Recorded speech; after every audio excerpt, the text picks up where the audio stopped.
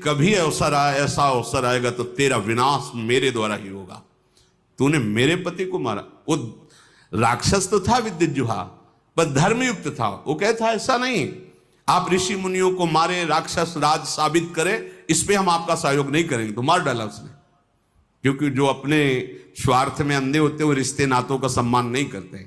अब ये स्त्री शरीर में थी तो राक्षसी, पर मन मारे बैठी थी कि कोई हमें ऐसा अक्षर दूषण तीसरा, ये सब अनुगामी थे रावण के, रावण की आज्ञा पे चलते थे। तो सोचा कि अगर इनसे भी जरा बोलेंगे तो ये हमें मार डालेंगे। रावण का विरोध कोई कर दे ऐसा है ही नहीं। त्रिभुवन में कोई नहीं था कि उसके खिलाफ कोई बोल सके। अंदर ही अंदर सोच रही, कभी तो अवसर मिलेगा, जीवन व्यतीत करूंगी, लेकिन जिस दिन अवसर मिलेगा इसका नाश करवाऊंगी। आज अजान बाहु भगवान को देखकर उसको और सुना था कि इन्होंने ही शुभाहु आदि काम, मारीच को एक बाण मारा था तो बिना फण का 400 कोस दूर गिरा था, 100 योजन दूर गिरा था। ताड़का का वध किया, विराध का वध किया। उसको पता था, समझ गई कि कोई साधारण बलि ताड़का को नहीं मार सकता था, शुभाहु को नहीं मार सकता था, विराध को नहीं मार सकता था। इसका मतलब है महाबली हैं, एक बार इनसे मिल के देखती हैं।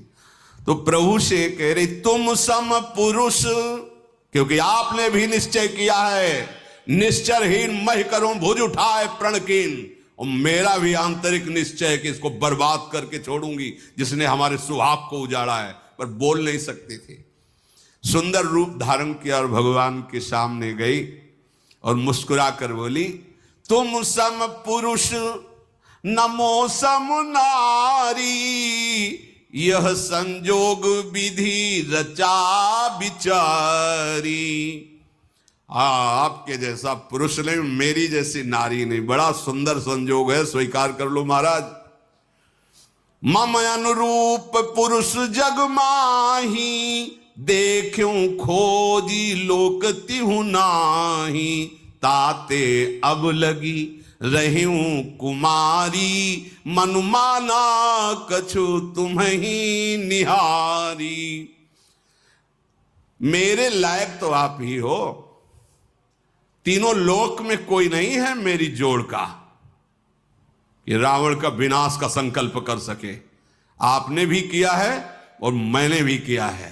बड़ी गूढ़ भाषा है। वैसे अब तक मैं कुमारी हूं, किसी का वरण नहीं किया, आप हमें स्वीकार कर लीजिए। तुमको देखकर मन मान गया है। भगवान सीता जी की तरफ देखे मुस्कुरा दिए। सीत ही चित ही कही प्रभु बाता, जैसे तुम कुमारी हो ना, आहै कुमार मोर लघु भ्राता। हमारे पास तो सीता जी है, ये कुमार हमारे लघु भ्राता लखनलाल, इनके पास जाओ, इनसे बात करो।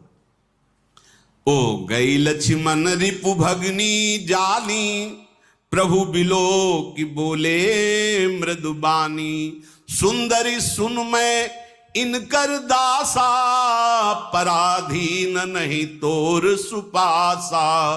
प्रभु समर्थ कौशलपुर राजा, जो कछु करही इन्हीं सब छाजा। सुंदरी, मैं तो प्रभु का दास हूं, पराधीन हूं, मेरे द्वारा तुम्हें कभी सुख नहीं मिल सकता। एक कौशल नरेश भगवान श्री राम हैं, इनको सब कुछ फबता है।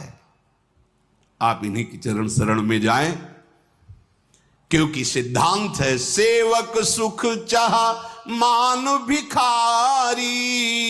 व्यसनी धन शुभ गति व्यभिचारी। लोभी जसु चाह चार गुमानी। नभ दुहि दूध चहत ये प्राणी।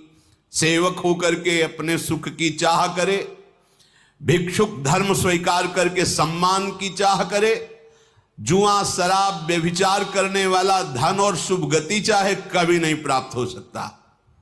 लोभी पुरुष अपना यश चाहे, अभिमानी पुरुष अर्थ धर्म काम मोक्ष चाहे, ये सब प्राणी आकाश को दूह कर दूध लेना चाहते हैं। अर्थात असंभव को संभव करना चाहते हैं। वो प्रभु के पास गए। प्रभु ने फिर लक्ष्मण जी के पास भेजा, लक्ष्मण जी ने फिर प्रभु के पास भेजा, प्रभु ने फिर लक्ष्मण जी के पास भेजा। लक्ष्मण जी ने कहा कि तुमको वही भरेगा जिसके एक इतनी भी लज्जा नहीं होगी। लक्ष्मण जी ने कहा, लक्ष्मण कहा तोई सो बरई, जो तृण तोरी लाज परिहरई। जिसने तृण तोड़ कर लाज का त्याग कर दिया, तेरी जैसे को वही वरण करेगा। अब तो सुंदर रूप त्याग कर आ गई शूर्पणखा के रूप में, भयानक रूप। तब खिसियानी राम पही गई, रूप भयंकर प्रगटत भई। सीत ही सभय देखी रघुराई, कहा अनुज सन शयन बुझाई। सीता जी को भयभीत देखकर भगवान ने पीछे किया सीता जी को, लक्ष्मण से कहा हिसाब कर दो इसका। नाक कान काट लिए। लक्ष्मण तिलाघो सो नाक कान बिन कीन, ताके कर रावण को मनो चुनौती दिन। नाक कान काट के मानो निशाचर राज रावण को चुनौती भेजी हो। लक्ष्मण जी ने शूर्पणखा को नाक कान रहित कर दिया। अब तो जब नाक कान कटा तो ऐसा लग रहा था जैसे गेरू के पहाड़ से पानी का धारा गिर रहा हो, ऐसे खून बहने लगा। नाक कान बिनु भई बिकरारा, जनु स्रव शैल गेरू के धारा। खर दूषण पही गई बिल पाता, धिग धिग तव पौरुष बल भ्राता। नाक का वैसे विकराल थी, जब नाक कान कटा तो लाल लाल खून बह रहा और विकराल रूप हो गया। अब अवसर ढूंढा, अब विनाश का कार्य शुरू करूंगी। गई खरदूषण के पास और कहा, तू भाई है, बड़े बलवान बनते हो तुम, राक्षस राज बनते हो, देखो तुम्हारी बहन का नाक कान काट, तुम्हारे बल को धिक्कार है। तो किसने किया है? तब समझा कर बताया, पास में आए हैं एक राजकुमार जिनके साथ बहुत सुंदर स्त्री और दूसरे राजकुमार गोरे और इतने बलशाली कि तुम उनके सामने कुछ नहीं हो। देखो तुम्हारी बहन का नाक कान काट लिया।